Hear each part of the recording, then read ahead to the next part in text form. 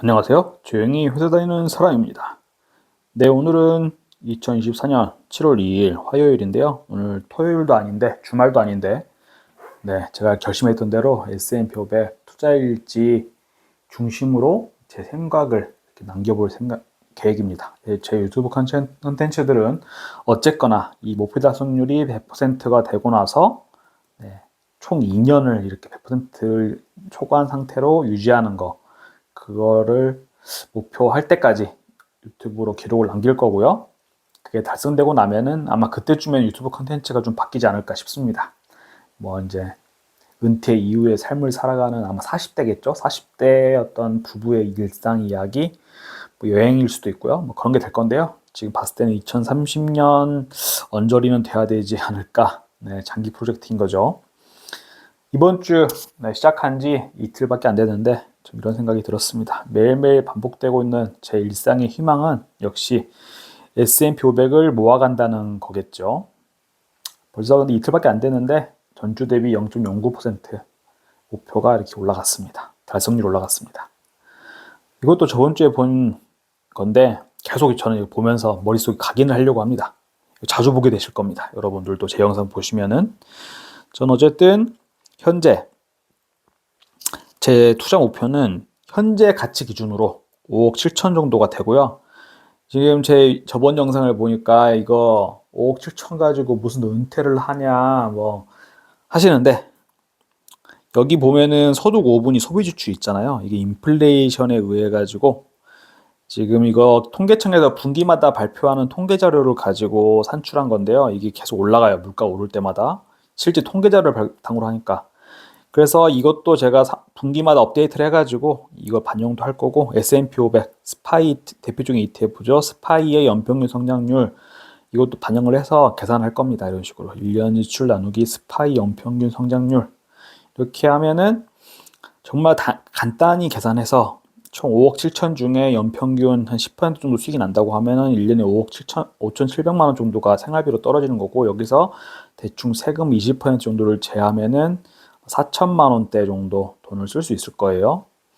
이렇게 이 정도만 있어도, 집을 제외하고 생활비로 4천 정도만 있어도 우리는 괜찮겠다. 현재 가치 기준으로 보고 있는 거고, 네, 논란이죠. 5억 7천 가지고 뭐 돈 10억 있어도 부족한데 라고 이제 말씀을 많이 하시는데, 집을 제외하고입니다. 네, 집이 어떤 상태냐. 저희가 지금 S&P 500에 제가 한 2억 가까이를 모아놨는데, 네, 이거는 제 전 재산의 한 10에서 20% 사이밖에 안 된다.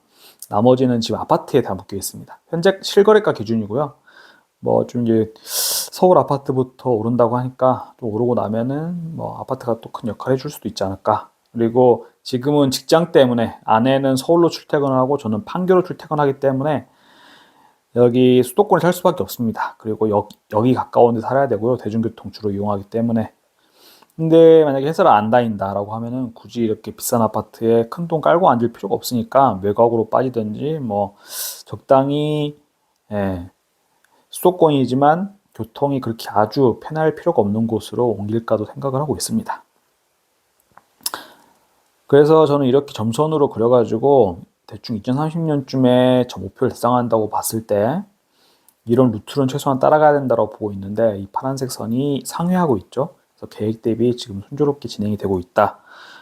총 한 S&P 500을 투자하는 돈으로 한 2억 정도를 모아놨다 보시면 되겠고요. 그 S&P 500 투자한다는 거의 의미에 대해서 막 미국 주식 반토막 나면 어쩌려고 그런 헛소리, 막 그런 리스크 있는 생각을 하느냐. 전 이거에 대해서는 좀 그런 말이 있대요. 우리나라 외교관들 중에 우리나라 사람들이 약간 이제 천동설처럼 대한민국 천동설, 그러니까 대한민국을 중심으로 세상이 돌아간다라고 이제 판단을 생각하시는 게 경향이 보통 있는데, 제가 외국계 회사를 다니지 않습니까? 그래서 주로 이제 EU에 해당하는 그런 국가에 있는 직원들하고 많이 이제 일을 합니다. 중국에 있는 직원들하고 일을 할 때가 있고요. 물론 이제 영어로 소통을 하기 때문에 아주 뭐 많은 이야기를 나누지 못하지만은, 근데 좀 놀라운 건 뭔지 아십니까? 언젠가는 이제 뭐 그 EU에 있는 직원들이 아시아 한번 놀러 가보고 싶다라고 하거든요. 그럼 보통 떠오르는 게 이제 한중일, 네, 동남아 제외하고 한중일 떠오르는데, 솔직한 말로 그들한테는 일본이 더 안정되고 뭔가 가보고 싶은 매력적인 나라로 느껴진다는 거죠. 한국은 좀 후순위에 있는 거고, 중국은 사업 기회가 많아서 별도로 좀 관리를 해야 되는 그런 기회의 땅인 걸로 느껴지는 것 같고요. 그런 어떤 한국 안에 있으면서 미국이 반토막 나가지고 어떻게 될 것 어떻게 하려고 미국에다 이렇게 투자를 하느냐. 이 환율을 봐야 됩니다. 지금 전 세계에서 통용되는 화폐의 한 6에서 70% 정도가 달러입니다. 이 달러의 가치 대비 이제 원화를 봐야 되는데요. 지금 원래는 이렇게 코로나 이전에는 한 1,100원대 환율이었는데 지금 계속 1,400원을 넘으려고 하잖아요. 그만큼 원화의 가치가 떨어져 있다. 우리가 예를 들어서 기름을 사오려고 석유 같은 거를 이제 사오잖아요. 중동 이런 데서. 지금 원화의 가치가 떨어졌기 때문에 더 많은 돈을 지불해야 똑같은 한 드럼을 사려고 해도 더 많은 돈을 지불해야 되는 상황이 됐다. 미국이 박살이 난다. 우리나라는 파멸이다. 저는 그렇게 보고 투자를 합니다. 그럼 마음이 편해집니다. 미국 없이 우리나라가 있는다? 말이 안 되고요. 왜냐하면 우리나라가 수출하는 대외 무역 국가 중에 중국하고 미국이 크게 두 축이거든요. 둘이 이제 엎치락뒤치락 하고 있는데 미국 경기가 박살나가지고 우리나라가 수출을 하기가 힘들어진다. 달러를 벌어들이기 힘들어진다. 미국이 반토막 날 걸 걱정하는 거가 도대체 저는 무슨 의미가 있나. 그때 그렇게 되면 우리나라는 저는 세상에서 이제 먼지가 되는 건데 그렇게 생각을 하면 투자가 쉬워집니다. 그래서 이번 영상에서는 어떤 이야기를 하고 싶어서 켰느냐. 저는 이제 이직을 몇 번 했는데 참 신기한 게 일이 좀 힘들고 좀 여유로워지고 싶어서 이직을 했는데 역시나 또 이 회사 와가지고 점점 일복이 터지고 있습니다. 그냥 제가 언젠가 점을 봤었는데 제가 솔직히 한량으로 살 수 있는 팔자는 아니라고 하더라고요. 그래서 일복이 원래 있는 사람이라 어쩔 수 없나 보다 생각하는데 제가 요즘에 이 원인을 좀 분석해 보니까 제 주변에도 일복이 많은 친구들이 좀 있거든요. 근데 하나같이 좀 공통점이 있는 게 인정에 대한 욕구가 크다. 네.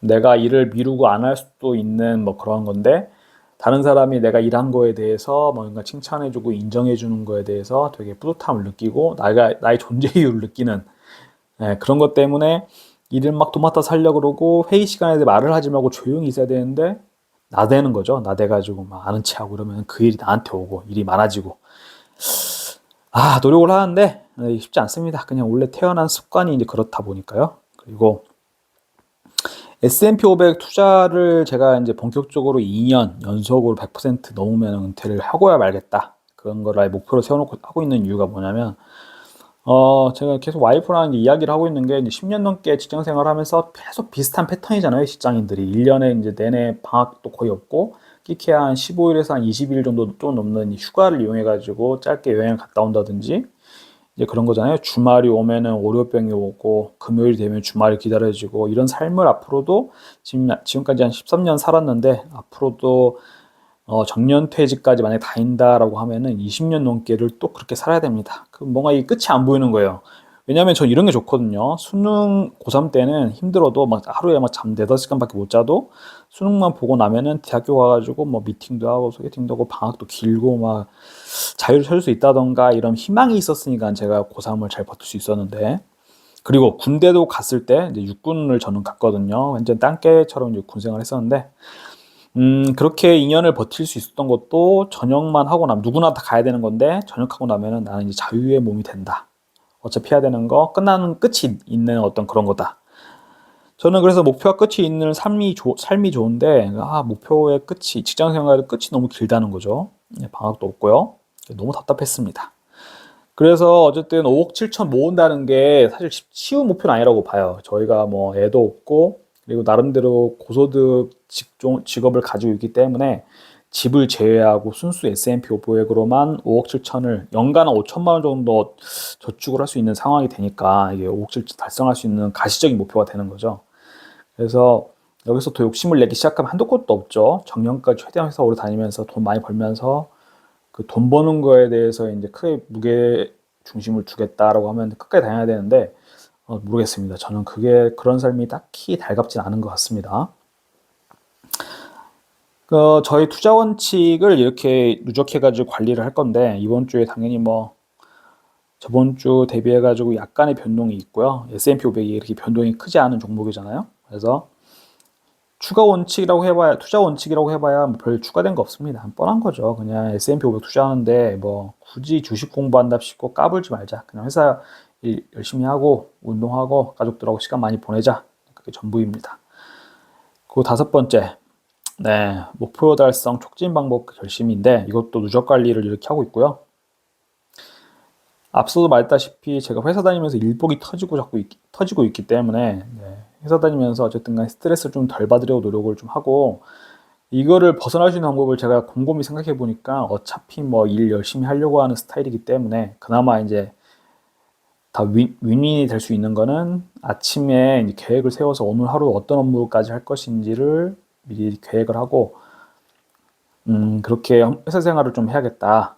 네, 그리고 왜냐하면 이렇게 해야 되는 이유가 목표 달성을 하기 전까지 최소 지금 가치로 5억 7천을 모으기 전까지는 번아웃이 온다든가 뭐 허리 디스크가 터진다든가 이런 식으로 몸에 무리가 오면 안 된다 보고 있습니다.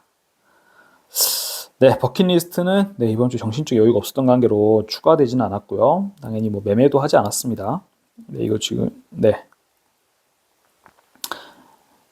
그리고 이제 까먹지 않으려고 반복 학습하는 것들, 이거는 뭐 되새기만 지 얼마 안 됐기 때문에 간단히 네, 공유만 해드리고, 이거는 정말 중요한 내용이라서 매번 보시면서 정지해 놓고 잘 한번 봐보세요. 이게 S&P 500 ETF 모으면서 세금을 최대한 아끼고, 그리고 최대한 그 직장 생활을 길게 하고 나서 마지막에 만 55세 이후에는 사실 여기 있는 계좌들 가지고 생활비를 완전히 충당하겠다라는 생각이고, 그전에는 미국 직투계좌랑 ISA는 55세 전에 뭐 3년만 지나면 뺄 수 있기 때문에 이거랑 직투계좌 가지고 만 55세 전까지 생활비를 빼겠다. 저는 그렇게 계획을 잡고 있습니다.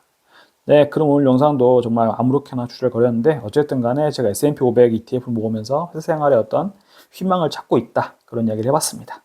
그럼 이만